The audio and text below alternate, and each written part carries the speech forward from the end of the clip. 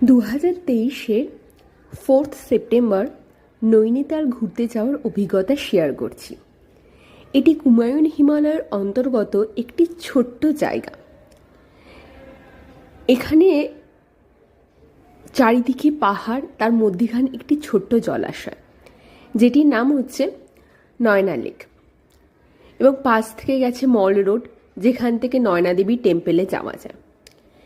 তাছাড়াও এখানে আমরা দেখেছি অনেক ভিউ পয়েন্ট, যেটি tiffin top, snow view point ইত্যাদি। সব থেকে আকর্ষণীয় আমার যেটি লেগেছে সেটা হচ্ছে নৈনিতাল জু। যখন রোপওয়ে করে আমরা স্নো ভিউ পয়েন্টে যাচ্ছিলাম, তখন উপর থেকে নিচের নয়না লেকের দৃশ্য অসাধারণ, যেটি হয়তো না গেলে বলে বোঝাতে পারবো না। তাছাড়াও এখানে